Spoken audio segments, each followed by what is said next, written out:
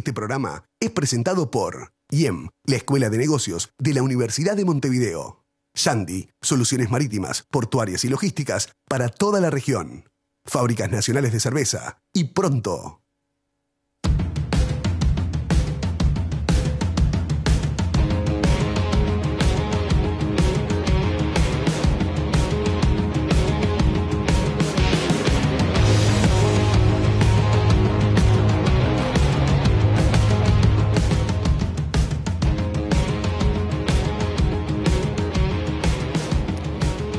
Muy buenas noches, bienvenidos a Claves Políticas, como todas las semanas aquí por NCTV, el canal de Nuevo Siglo, en un tiempo muy especial de la política, en un tiempo muy especial de la campaña electoral, ya entrando en estas últimas 2 semanas de campaña hacia las elecciones del 26 de octubre. Vamos a estar hablando de política, vamos a estar hablando de economía, vamos a estar hablando de política económica. Estamos recibiendo hoy, aquí en los estudios de NCTV, a el vicepresidente de la República, el contador Danilo Astori. Muy buenas noches, un gusto, un honor tenerlo aquí. Muy buenas noches, el gusto es mío, muchas gracias por esta oportunidad. Bueno, decíamos que vamos a hablar de política, vamos a hablar de economía, es el vicepresidente de la República, es el hombre al que se le ha presentado como ministro de Economía de un tercer gobierno del Frente Amplio, pero además también lidera un sector político que es el Frente Liber Seregni. ¿Cómo están viendo este tramo de campaña, Astori? Bueno, decisivo. Lo indica además no solo la realidad actual, sino la historia político-electoral del país. Hay un sector de la población que suele definir su voto muy próximo al evento, en este caso al 26 de octubre, que es registrado como indeciso por los sondeos de opinión y al que hay que dirigirse, en mi concepto, prioritariamente en estos días que quedan, ¿verdad? Porque, en definitiva, en una elección competitiva, como es esta, innegablemente competitiva, ese sector adquiere una importancia especial. Siempre la tiene, vamos a entendernos, claro, pero en este caso aún más. Vamos a hablar después, más adelante, incluso sobre lo que es la interna del Frente Amplio, las expectativas del Frente Liber Seregni y la importancia de cómo puede ser la composición de una bancada del Frente Amplio para el próximo periodo. Ahora, cuando usted hablaba del sector indecisos, uno mira la elección y hay una coincidencia general de que no está definida, ¿no? Y el otro día hubo un congreso de ciencia política y venían extranjeros y era difícil explicarles que en un país donde van, y esto lo hago objetivamente, ¿no? Sí, sí. 12 años de crecimiento, un ritmo de 4,5% del PBI per cápita, una bonanza generalizada, que el candidato a presidente fue presidente y se fue con 75% de aprobación, y que el actual presidente tiene 58% de aprobación, según algunas más, un poco menos según otras. ¿Por qué puede estar con un resultado de incertidumbre la elección? ¿Ustedes desde el Frente Amplio han pensado qué es lo que puede estar pasando? ¿Qué es lo que puede pesar en la gente? Yo creo que hay que referirse para una respuesta a este tema, que es apasionante además, a 2 aspectos, me parece a mí. Por un lado, es decir, la propia mejora que ha habido en la calidad de vida de la gente, que sinceramente yo creo que la ha habido, digamos. El gobierno puede haber tenido aciertos, errores, como todo gobierno, pero desde este punto de vista creo que los resultados son claramente positivos.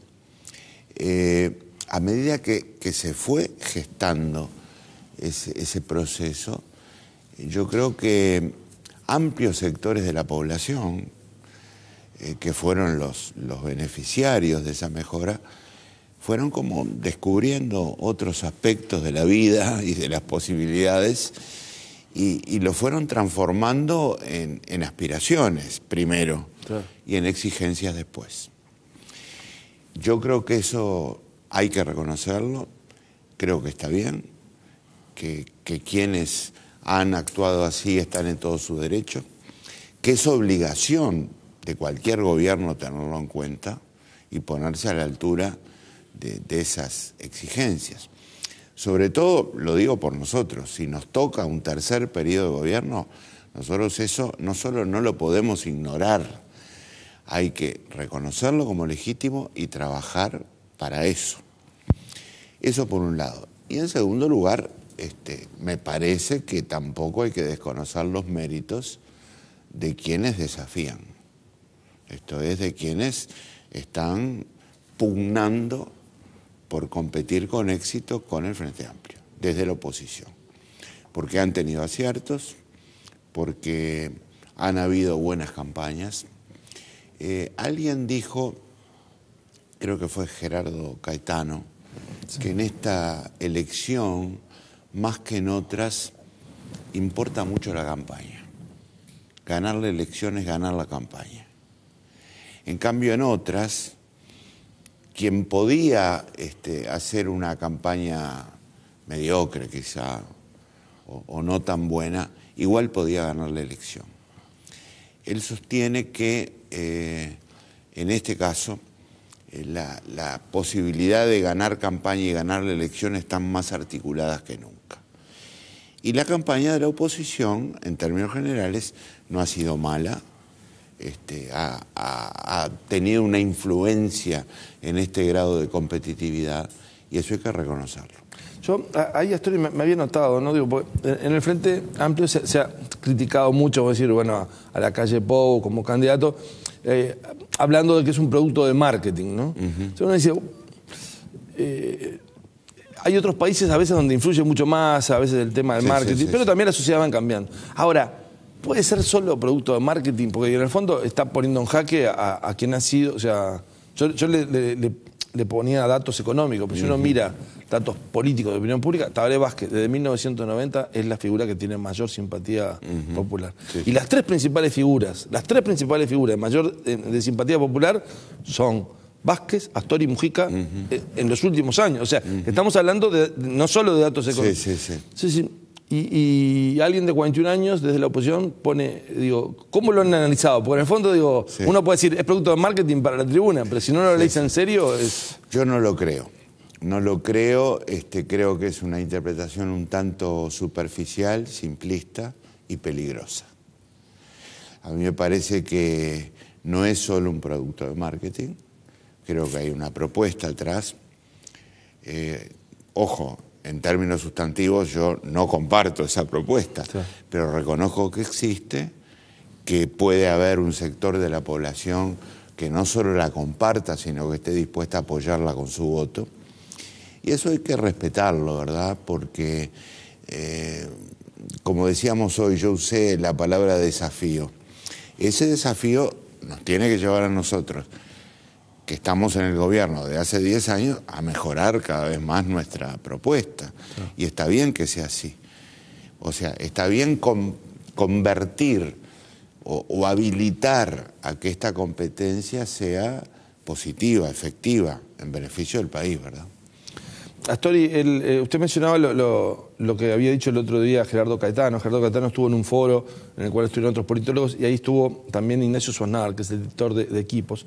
Y él manifestaba, decía, al Frente le ha costado construir un relato sobre lo que viene. O sea, ha hablado mucho de los logros y bueno, claro, un gobierno pone sobre la balanza qué es lo que hizo y cuáles fueron los resultados, porque es el tema de las políticas y cuáles fueron los resultados. El tema es de construir un relato, de decir, ¿para qué le pido el voto a la gente para un tercer gobierno, ¿no?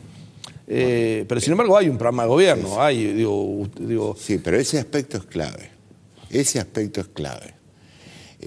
¿Por qué digo clave? Por lo que decía al principio, mi primer comentario de esta entrevista. Porque esa es la materia que hay que comunicar. ¿A quién? Bueno, especialmente, sin perjuicio de que esto es materia para toda la población, a ese grupo definitorio. ¿Me explico? Claro. Entonces, ese material es clave y es clave transmitirlo de la mejor manera posible. Por eso subrayo que el mayor esfuerzo de estas horas es ese. Y no es fácil, sin duda que no es fácil. Hay que tratar de digamos, elegir los fundamentos que a la población le pueden servir para decidir una conducta, nada menos. Una conducta que tiene proyección hacia los próximos años y por supuesto sobre la vida del país. Aquí hay dos grandes capítulos, para ser sintético, ¿no? Sí. A los cuales hay que prestar la atención preferente. ¿Qué hacemos con la capacidad física de este país, que está puesta en jaque? Y digo puesta en jaque porque el crecimiento sostenido del Uruguay en los próximos años, este que tuvimos hasta ahora, depende esencialmente de que seamos capaces de ampliar esa capacidad y la capacidad humana, ¿me explico? Que tiene a su vez capítulos muy importantes como la educación, el conocimiento científico, tecnológico, la seguridad pública, los cuidados, que es una propuesta fundamental que está haciendo el Frente hacia el futuro. Bueno, sobre eso hay que hablar. Astori, vamos a hacer una pausa. Vamos a hablar de esto. Estas son dos cuestiones que son, usted decía, cruciales para el país y que el gobierno lo identificó como prioridades, pero es posible que haya una percepción, no sé si eso se traduce en pérdida de votos o no, de que se perdió el tiempo en avanzar en capacidad física y en capacidad educativa. Bueno, en algunos casos sí y en otros no. Son dos casos típicos de diferentes velocidades, porque hay varios componentes, tanto en uno como en otro capítulo. ¿Me lo explica en el próximo bloque? ¿Cómo no? Vamos a una breve pausa. Estamos con el vicepresidente de la República, Danilo Astori, líder del Frente Liber Seregni, Frente Amplio, aquí en Claves Políticas por NSTV. Breve pausa y ya volvemos.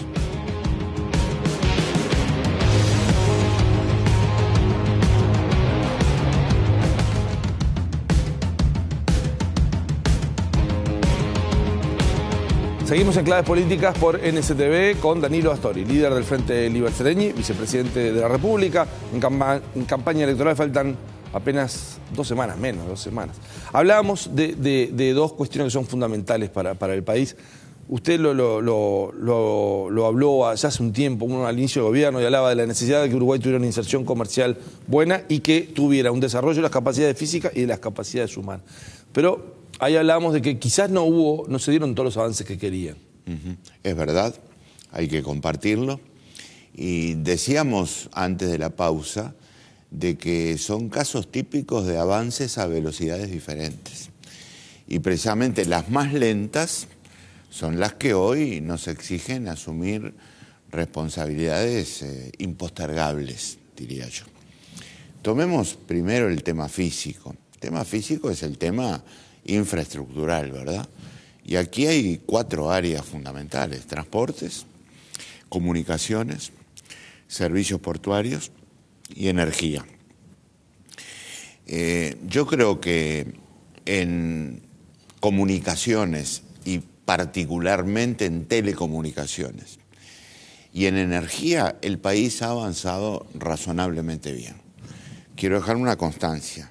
Aún en los casos de velocidad razonablemente buena, también hay que seguir avanzando. Claro. Pero los más críticos son los de velocidad lenta, transporte y sobre todo servicios portuarios. En transporte, bueno, yo creo que la responsabilidad enorme que tenemos en materia de infraestructura vial, la recuperación del ferrocarril, son ejemplos notables de cosas que el país no puede seguir postergando. En materia de servicios portuarios se ha venido trabajando bien en Montevideo, en Nueva Palmira, pero todos los puertos del litoral oeste, el gran proyecto del puerto de aguas profundas que puede cambiar la historia de este país, son materias a las que va a haber que dedicarse con intensidad y profundidad en los próximos tiempos. Y tenemos ahí también con los puertos está el problema con Argentina, ¿no? Ese, ¿no? Bueno, justamente, por eso mencioné los del litoral oeste. Claro.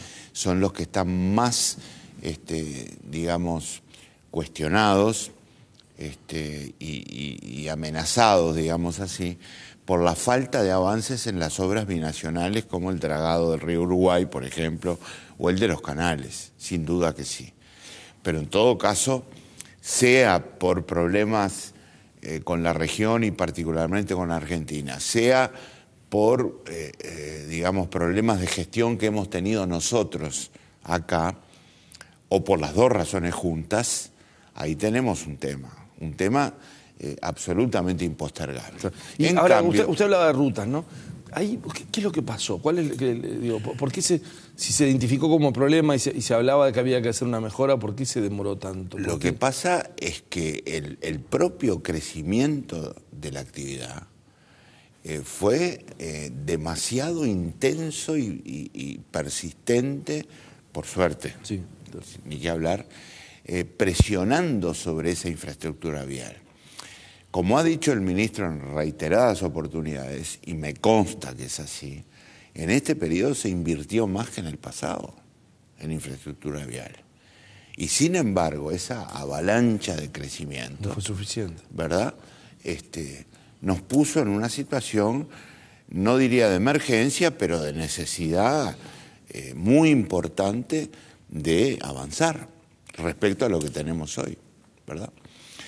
O sea, fue por razones virtuosas. El problema es que para mantener esas razones virtuosas en el futuro, tenemos que hacer un esfuerzo enorme, que tiene repercusiones enormes también sobre las necesidades de inversión y la gran demanda de recursos que va a haber en el próximo periodo. Lo cual... No va a ser fácil, ¿no? No, nada fácil. Aprovecho para hacer un paréntesis que tiene mucho que ver con esto. Sí. Nos va a exigir revisar algún instrumento. Porque, por lo que acabo de decir, por ejemplo, la capacidad del sector público va a estar desbordada, claro, por la necesidad de inversión. Necesitamos una muy buena presencia del llamado sector privado o del público del exterior. ¿Me explico? Sí. Porque también hay posibilidades de estados del exterior a través de empresas públicas del exterior que tienen una especial capacidad para la inversión infraestructural. Por ejemplo, China, por ejemplo, India, por ejemplo, Corea, ¿verdad? Que ya están presentes en algunos aspectos de la infraestructura uruguaya. Pero hay un instrumento que no ha funcionado.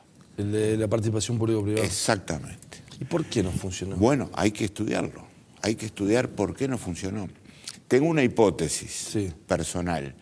Yo creo que no hemos sido claros y precisos en la distribución de riesgos entre sector público y sector privado. Y eso no ha sido atractivo para el inversor. Una de las virtudes que buscan proyectos de este tipo o de temas que no se pueden solucionar sin un instrumento de este tipo es precisamente eso, que se conozcan por anticipado los riesgos y que la distribución de los mismos sea, por un lado, aceptable para el Estado y por otro, atractivo para el inversor privado. Claro, ahí hay una clave, ¿no? Porque muchas veces es como que al inversor se lo quiere, digo, no digo que sea una sensación que da usted, digo, pero mismo dentro del Frente Amplio surge como, bueno, ojo con los beneficios que le damos, ojo, o sea, como que el incentivo que se le va a dar al inversor, es obvio que el inversor viene no para hacer una donación al Uruguay, viene para hacer un negocio. Para hacer un negocio y tiene que percibir que hace un negocio. ¿Me explico? Sí. Tiene que percibir y sentirse atraído. No nos fue mal con toda la estructura de promoción de inversión. De promoción y regímenes especiales. Nos fue espectacular. Disculpen el adjetivo, espectacular. ¿Por qué digo espectacular? Porque lo comparo con la historia previa del Uruguay. Nosotros en los últimos años hemos tenido 2.500 millones de dólares de promedio de inversión del exterior. El Uruguay nunca había vivido en su vida una historia de este tipo. Quiere decir que sabemos hacerlo. Tenemos que trasladarlo a los nuevos instrumentos como este de la participación público-privada. Sí, que alivia al Estado de tener que hacer todo el gasto. O va a estar bravo el tema fiscal, no va a estar fácil. Es que en otra circunstancia va a estar muy difícil, Por lo tanto, tenemos que progresar mejorando esa herramienta. Ahora, y la otra es la capacidad humana. No, pero no quiero dejar de decir, aunque sea en una frase, ¿no? que en materia de comunicaciones y sobre todo de telecomunicaciones y en materia de energía, incluso el avance superó nuestras propias previsiones, ¿verdad? En telecomunicaciones Uruguay está en los lugares más altos de la región, por no decir el más alto.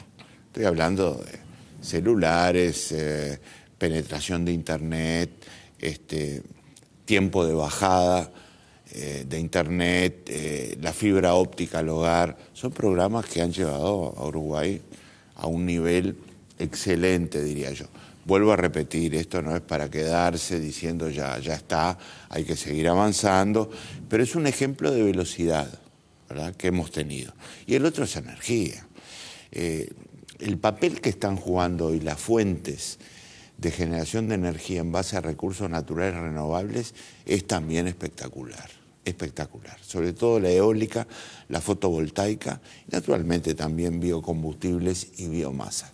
Pero la velocidad de las dos primeras hacen que Uruguay ya hoy tenga una matriz energética bastante diferente a la del pasado. Hay que seguir trabajando, interconexión eléctrica con Brasil, nuevos avances en las fuentes que yo señalaba recién, pero este es otro ejemplo de velocidad buena que ha tenido Uruguay. Que también hace a lo que es infraestructura y capacidades físicas. El otro que decíamos es capacidades humanas, ahí vamos a educación. Todo el mundo coincide que hay que hacer reformas. El tema es que ahí es como que los resultados no se ven en lo inmediato, pero hay que empezar cuanto antes, y ahí uno es donde puede sentir que se perdió el tiempo. Hay que empezar por lo principal. Tenemos que tener un sistema educativo. Capaz que... Ahora, ¿se ha hecho una autocrítica de por qué no se ha podido mejorar? Bueno, yo creo que muchos hacemos autocrítica y bueno, y tenemos que compartirlo con nuestros compañeros, con nuestras compañeras, con la gente del gobierno, para llegar a acuerdos sobre cómo operar en el futuro. Pero la verdad es que tenemos que comenzar por lo esencial, tener un sistema educativo. Sistema educativo que incluya toda la educación pública, toda la educación privada, toda la educación formal, toda la educación informal, y que eso tenga una conducción nacional. No puede ser que... ¿Y eso cómo lo visualiza usted? ¿A través de un organismo, una coordinación? Yo lo visualizo a través de un proceso de modernización institucional. Y por eso creo que es el primer punto al que tenemos que referirnos. Modernización institucional que haga posible que, sin perjuicio de un elemento muy querido y necesario para la educación como es la autonomía, sea compatible con la posibilidad de que el país oriente su formación educacional. Vamos a poner un ejemplo. El país define un proyecto nacional de importancia estratégica apoyado en lineamientos fundamentales. La apertura, la apuesta a la excelencia, la apuesta al conocimiento científico, tecnológico, a la innovación. Tiene que educar para ese proyecto. Y eso necesita una conducción nacional. ¿Desde dónde? ¿Desde el Ministerio de Educación y Cultura? Claro. El Ministerio especializado, que hasta ahora... Pues el Ministerio no ha tenido un rol en el tema de educación... Pero no es por este gobierno, es por toda la estructura institucional del sistema. Lo podríamos decir en estos términos: reina pero no gobierna. ¿Me explico? Y tenemos que tener un Ministerio de Educación y Cultura que conduzca el proceso de formación educacional de los uruguayos. Y a partir de eso, compatibilizarlo con autonomías, con conformación de la dirección de los institutos educativos, donde también hay mucho para avanzar. La oposición le ha criticado mucho al Frente Amplio el tema de la participación, no por participación, sino por cogobierno en los entes de enseñanza con los gremios. Los Hemos sindicatos. tenido confusión de roles, sin duda. Confusión de roles que concluyen, como toda confusión de roles, a resultados que a veces son negativos, otras veces no son tan buenos como los que podríamos lograr. Yo creo que, por ejemplo, la representación de los trabajadores es algo positivo, porque aporta una visión, una experiencia. Ahora, tenemos que repensar eso. ¿En qué sentido? En el sentido de que si nosotros la representación de los trabajadores la seleccionamos o la definimos con los trabajadores de la institución donde van a trabajar, ahí entramos en una confusión de roles total. ¿Por qué no pensar en un modelo como el del BPS, que a mi juicio es el que necesita el país, no solo en el BPS? Que sean trabajadores seleccionados por el mundo de los trabajadores, por el universo de los trabajadores, de modo de evitar la confusión de roles que lleva la actitud corporativa. Y eso es lo malo. Eso pasó en la educación y también pasó en la salud. Exactamente, sí, sí. Y todo eso habría que revisarlo. Son los dos ejemplos. Yo creo que sí. En mi opinión personal hay que hacerlo. ¿Y eso lleva algún cambio legislativo? Se puede llevar, sin duda, puede llevar. Puede llevar, yo prefiero utilizar la expresión esta, a una modernización institucional, en el sentido de que el camino de la ley es uno de los caminos posibles, hay otros. Ahora, la buena noticia es que yo creo que esta experiencia o estas experiencias, como la de la educación y la salud, nos han permitido hacer un examen crítico también, autocrítico, y transmitir que necesitamos revisar esto. Lo ha dicho el propio presidente de la República, desde hace tiempo lo viene diciendo. Lo han dicho connotados dirigentes de nuestro partido, y no solo de nuestro sector. Quiere decir que ha crecido una conciencia acerca de esta necesidad, eso es positivo, y es una de las cosas con las que hay que encarar también lo que ha sido la coexistencia de velocidades diferentes en materia de educación. Pues yo creo que, por ejemplo, y lo digo en pocas palabras, se ha avanzado mucho más en primaria y en enseñanza superior que en la enseñanza media, donde ahí aparecen todos juntos problemas muy graves de deserción y repetición que la verdad tenemos que superar, ¿no? Está bien. Astori, vamos a hacer una pausa. Vamos al último bloque. Vamos a hablar de economía, de política económica del futuro gobierno.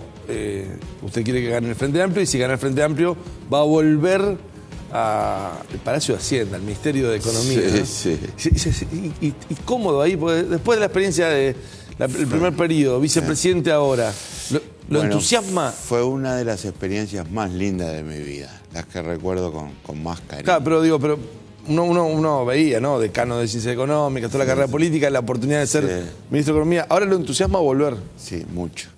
Mucho porque, repito, es una de las experiencias que atesoro con más cariño. Esos años en el ministerio fueron fantásticos para mí. Bueno, nos va a contar volver para qué. En el próximo bloque. ¿Cómo no? Vamos a una breve pausa. Estamos en Claves Políticas con Danilo Astori, vicepresidente de la República, líder del Frente Liber Sereni del Frente Amplio.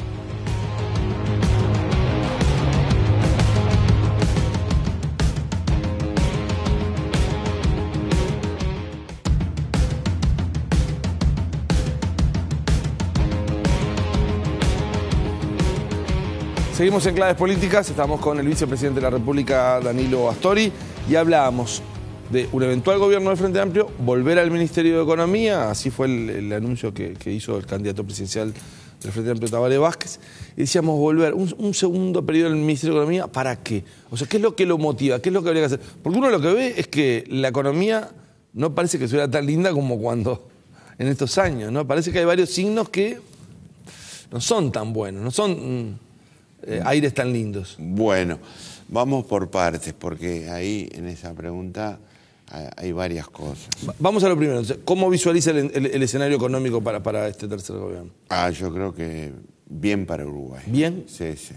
En un ambiente que está mostrando desaceleración.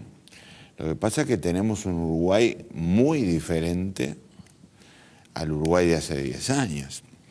Un Uruguay que ha sabido Primero, combatir vulnerabilidades, que es el primer paso que hay que dar. Cuando pienso en esto, pienso en tres: fiscal, financiera y social. Las tres importan, tanto unas como las otras, están además interrelacionadas. Un país, por más sostenibilidad fiscal y financiera que tenga, si no tiene estabilidad social, tiene problemas. Lo indica una larga y profunda evidencia mundial. Y segundo, construir sostenibilidad, precisamente. Y Uruguay, después de combatir las vulnerabilidades, que lo hizo en un lapso relativamente corto, 2 o 3 años, para decirlo, empezó a construir sostenibilidad. Y hoy es un país con una macroeconomía sostenible, ¿verdad? Ahora, yo veo a Uruguay con grandes posibilidades de seguir manteniendo los dos principales motores de crecimiento que tuvo hasta ahora. Podríamos llamarlos los dos principales fundamentos, ¿verdad? La inversión y la apertura. Y en particular la apertura en sus dos facetas, comercio e inversiones. Entonces, por eso creo que yo veo a un país con un futuro positivo. Hay que trabajar por él, no cae del cielo. Yo discrepo totalmente con la interpretación de que a Uruguay le fue bien por un ambiente internacional favorable. Si a mí me dan a elegir entre ambiente internacional favorable y desfavorable, siempre voy a elegir el favorable. Pero a Uruguay le fue bien por las reformas que hizo, por las transformaciones que hizo, institucionales y estructurales. Hay una enorme lista de transformaciones que hizo. Por un lado el Ministerio de Economía y Finanzas, y por otro que hicieron otras áreas del gobierno, pero posibilitadas por la actuación de Economía. Y ahora voy a los comentarios que quería hacer acerca del por qué, ¿verdad? Ahora, breve, Astorio, yo decía, usted dice, bueno, prefiero un escenario favorable a uno desfavorable, pero hay una conciencia en analistas, en consultoras, de que la situación internacional en materia de lo que puede ser precios de los productos, se está viendo con la soja, o sea, hay varios razonamientos por el cual el escenario no es el mismo. O sea, Uruguay podrá tener sus buenas herramientas y sus buenas políticas, pero hay un escenario que es un poco más complejo. Brasil no es el boom que se pensaba, entonces eso lleva a que haya un empuje externo menor. Es verdad. En primer lugar, es cierto lo dicho en el comentario reciente, pero también es cierto, e insisto, que es un Uruguay distinto el que está en ese escenario. Uruguay supo encontrar alternativas en estos años, alternativas que le dan precisamente la capacidad para encarar situaciones de este tipo, y que le permiten contar con opciones que antes no tenía, ¿verdad? Y por eso insisto en que junto con los cambios de ambiente internacional hay que tener en cuenta a este Uruguay que ha sabido incluso en estos años obvios de desaceleración en la región mantener tasas de entre 3 y 4%, que son muy buenas cifras en el mundo y en la región de hoy. Y ahora sí vamos entonces, ¿para qué? ¿Qué es lo que le entusiasmaría hacer desde el Ministerio de Economía? 3 cosas. En primer lugar, mantener el rumbo y la orientación que el país ha tenido hasta ahora. Eso es fundamental. Es lo que hay que mantener, es lo que no puede cambiar, en mi modesta opinión. Y el Ministerio tiene que ser la principal garantía para que en este terreno del que estamos hablando se mantenga el rumbo y la orientación. Lo que sí tienen que cambiar son las otras cosas. Y ahora voy a la segunda y a la tercera. El propio Ministerio tiene que seguir cambiando y realizando transformaciones como las que hizo hasta ahora, ¿verdad? Que son muchas. Desde, qué sé yo, la de la Dirección General Impositiva, la instalación de la Oficina de Manejo y Gestión de la Deuda, todos los cambios que permitieron instaurar esa institución que se llama Comité de Coordinación Macroeconómica con el Banco Central, todos los cambios que se hicieron desde el Banco Central, el cambio del sistema de concursos, la reforma de la aduana, en fin, la lista es muy larga. El Ministerio tiene que seguir haciendo eso, modernizándose institucionalmente. La especialización de las instituciones es clave en un proceso de desarrollo. La tercera, tiene que trabajar mucho para asegurar que en otras áreas del gobierno pase lo mismo. Yo no quiero entrometerme en los asuntos de otras áreas de gobierno y mucho menos ser una especie de persona que afirma que el Ministerio de Economía tiene que estar en todo el gobierno. Pero el Ministerio de Economía tiene la obligación de hacer posibles los cambios. Hoy hablábamos del potencial físico. Estamos hablando de modernización de ministerios. No. Estamos hablando de los otros ministerios. Estamos hablando de transformaciones en las áreas de otros ministerios. Por ejemplo, pregunta, ya que estuvimos hablando de eso en el bloque anterior, ¿tiene algo que ver el Ministerio de Economía con la inversión en infraestructura? Pero ¿cómo no va a tener que ver? ¿Cómo no va a tener que ver? ¿Tiene algo que ver con los cambios en materia de capacidad humana? Absolutamente sí. Es más, tiene la responsabilidad de hacerlos posibles. ¿Me explico? Y esta es la tercera. A veces lo que puede ver es que no es solo un tema de dinero. Por decir, en el Ministerio de Trabajo, el INEFOP... es un tema político. Se juntó dinero, pero... Es un tema político. A veces no había cursos de capacitación. Claro, es un tema político en el sentido más elevado del término. Digo, más elevado porque no estoy pensando en términos partidarios. Pero usted visualiza un Ministerio de Economía con una injerencia mayor en las otras áreas que determinan el resultado de la economía, como puede ser el trabajo, la infraestructura, la educación, el comercio, el comercio exterior. No me gustaría que se interpretara mal esto. Sí. Que fue dicho en el comentario y que yo también dije. Sí. No quiero que alguien piense, estos tipos se meten en todo, está claro. Como alguna vez lo oí, ¿verdad? El problema no es que nos metamos en todo, el problema es que nosotros no practicamos esa visión reduccionista de un Ministerio de Economía que se limita a mantener las cuentas en orden, controlar la inflación y punto. Que era un poco lo que yo le decía, el Ministerio de Hacienda. O sea, no es un ministerio de finanzas, es un Ministerio de Economía. Es un Ministerio de Hacienda o de Finanzas, sí, solo que al servicio de las transformaciones está bien, yo le digo, necesita un país. No el Ministerio en el sentido de estar reducido a la tesorería. Claro. El tema es que en nuestra concepción de la economía y en particular de un Ministerio de Economía, no compartimos esa visión que yo llamo reduccionista acerca de la responsabilidad del Ministerio. Astori, eso es en cuanto a lo que son los desafíos del Ministerio de Economía. Y en un gobierno se depende un poco o mucho de lo que es la composición interna del gobierno, de lo que es el apoyo del presidente de la República. Y ahí entramos en lo que es la oferta electoral del Frente Amplio y las intenciones legítimas de los grupos. O sea, cuando hoy hablábamos de que el Frente Amplio tiene que tener el relato de para qué quiero llegar a un tercer gobierno, ahí dentro de los grupos hay distintas visiones. Sí. Y hubo una ofensiva política y ideológica, digo ofensiva legítimamente, ¿no? De varios grupos, incluso terminaron su lema, que su intención política es decir, bueno, es un tercer gobierno, vayamos a algo más de izquierda, vayamos hacia un camino más hacia el socialismo, más a lo que puede ser la meta ideológica.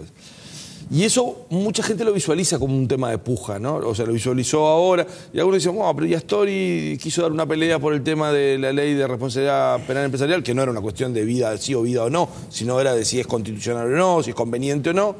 Y esa batalla la perdió porque el Zunca rodeó el palacio. O sea, hay una preocupación que a veces puede ser el electorado y que a veces es el empresario. Y que es una preocupación legítima.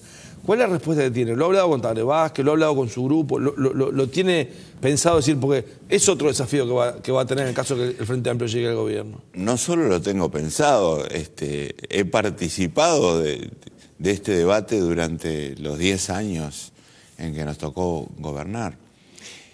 Primer comentario, lo del giro a la izquierda nunca lo entendí, porque este es un gobierno de izquierda y toda la visión que yo estuve defendiendo en este programa, digo, lo pongo como ejemplo, sí, porque claro, es lo que tenemos más cercano, es una visión de izquierda. Particularmente esto último que estuvimos diciendo acerca de las funciones del ministerio.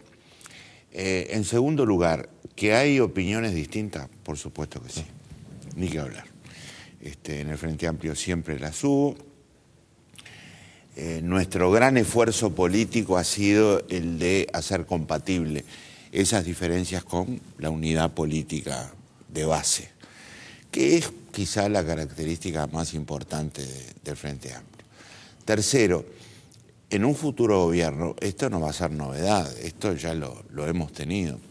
Yo me permito decir con total honestidad y buena fe, si nosotros pensamos cuáles fueron los efectos de esas opiniones diversas y cuáles podrían ser en el futuro los efectos de esas opiniones diversas, vamos a ver que no han afectado, y yo estoy seguro que no van a afectar, lo que yo he llamado el rumbo, la orientación del gobierno. Puede referir ese tema a instrumentos, a herramientas, recién mencionábamos la ley de responsabilidad penal empresarial, puede referir a alguna discusión de tipo tributario, aunque tenemos la firme determinación de seguir mejorando el sistema tributario en beneficio del contribuyente, pero nunca poner en riesgo lo fundamental.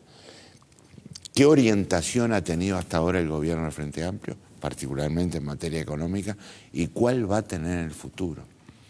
Discusiones vamos a tener, estoy seguro. Sí. Argumentos va a haber que contraponer, estoy seguro, no lo quiero ocultar.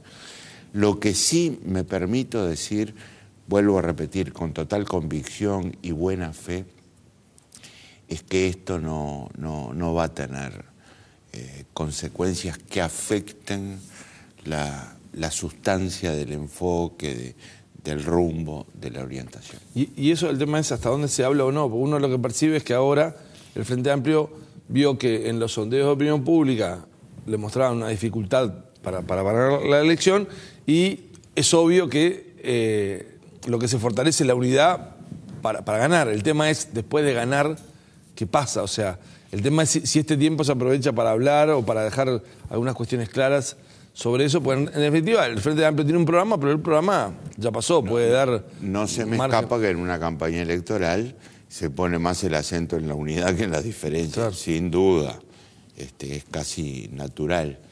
Pero por las razones que yo acabo de exponer, es que yo creo que en lo fundamental, en la sustancia, en esa orientación, en ese rumbo, también se va a mantener en la eventualidad de un tercer gobierno. Hasta hoy estamos terminando y usted ya tiene otra actividad. Estamos en un mes en el cual no se para, no le quiero robar más tiempo. Pero digo, el Frente Libre Sereñi, ¿cómo se ve en esta campaña electoral? En la última tenía un sublema con el Partido Socialista, es una cuestión a veces más electoral, pero igual puede mostrar un poco lo que es la relación interna. Y por otro lado, o sea, se presenta solo el Frente Libre Sereñi con sus grupos, ¿no? Asamblea Uruguay, Nuevo Espacio, Alianza Progresista, Banderas del Libre. Pero por otro lado se formó una alianza potente con el MVP, el Partido Comunista, la 711 de Sendic, el Frente Unido. O sea, ahí se armó un polo fuerte. ¿Ustedes cómo se ven en la interna? ¿Cómo ven la interna del Frente proyectada hacia el próximo periodo? Con muchas ganas de trabajar y obviamente obtener el mejor resultado electoral posible, porque además nos sentimos muy identificados con la necesidad de que Uruguay mantenga ese rumbo y esa orientación.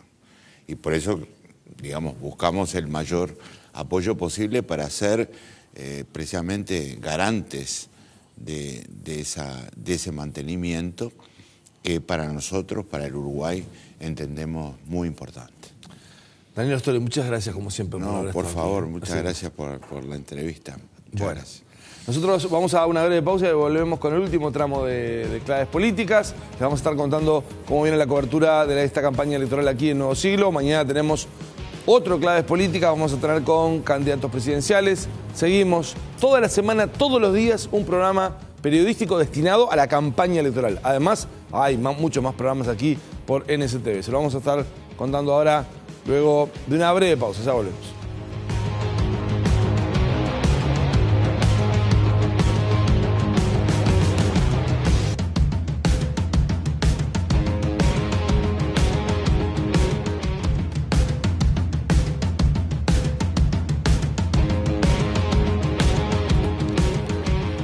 Último tramo de Claves Políticas por NSTV. Estamos, como todas las semanas, con los distintos programas periodísticos de NSTV. Estamos con Azúcar Bella Unión tomando el café final de este programa luego de la entrevista al vicepresidente Danilo Astori.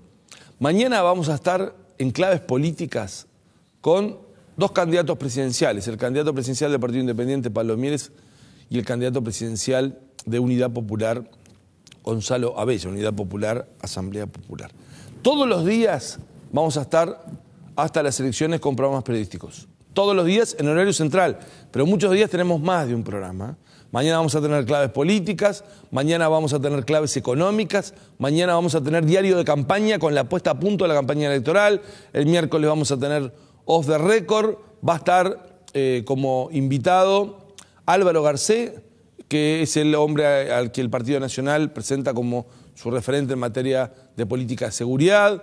El jueves vamos a estar con un debate de a las pruebas, me remito, con Romina Andrioli. El viernes vamos a estar con Diario de Campaña, con El Pulso. La semana que viene vamos a seguir y vamos a tener un programa especial al filo de la veda, hasta el último segundo de campaña electoral. Vamos a estar con lo que es la cobertura por NSTV. Cuando decimos al filo de la veda, es de este jueves, no, el jueves de la semana próxima. Vamos a tener un programa especial, vamos a tener a las pruebas me remito, el último debate, el último programa, luego lo vamos a tener hasta las 12 de la noche, un especial de NSTV con todo lo referido a la campaña electoral. Después vamos a seguir, también vamos a hacer un diario de campaña para explicar bien todo el fenómeno electoral, ya dentro de la veda, bueno, con el cuidado de lo que es información que no viola esas disposiciones, y después una cobertura especial de la campaña electoral. Estamos en los últimos días de campaña, hay mucho para jugar. Mañana vamos a estar conociendo una nueva encuesta de intención de voto de Equipos Mori. La van a tener en Diario de Campaña, la van a tener en los distintos programas explicada con el análisis de Ignacio Suanávar, y la última semana ya van a salir todas las consultoras con sus últimos sondeos. Lo que tenemos al día de hoy es un escenario de resultado incierto para los partidos y además donde están en juego. Por ejemplo, el Partido Independiente tiene una intención de voto que le está permitiendo llegar al Senado. Hay que ver si eso lo consolida. La Unidad Popular está con una intención de voto que le permite llegar por primera vez al Parlamento. Lo que se percibe entre la competencia entre los partidos que están en la definición presidencial, que no haya una mayoría suficiente para resolver esto en primera vuelta el 26 de octubre. Por lo tanto, hay un balotaje. La intención de voto hacia un plebiscito de materia constitucional está mostrando que tiene dificultades para ser aprobada la enmienda que ha impulsado el Partido Colorado con el apoyo de algunos sectores del Partido Nacional sobre la baja de edad de imputabilidad penal. Todo eso lo vamos a estar desarrollando a lo largo de esta semana aquí por NSTV. Nosotros nos despedimos y los invitamos para seguir por NSTV con todos los programas y para estar mañana con otro Claves Políticas aquí en el canal de Nuevo Siglo. Muchas gracias por su atención. Hasta mañana, que pasen muy bien.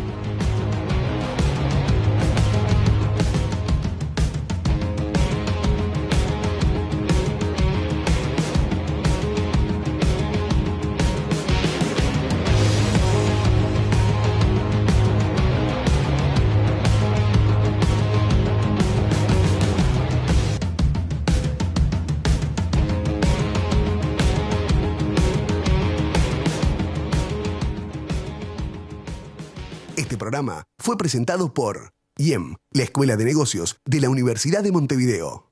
Shandy, soluciones marítimas, portuarias y logísticas para toda la región. Fábricas Nacionales de Cerveza. Y Pronto.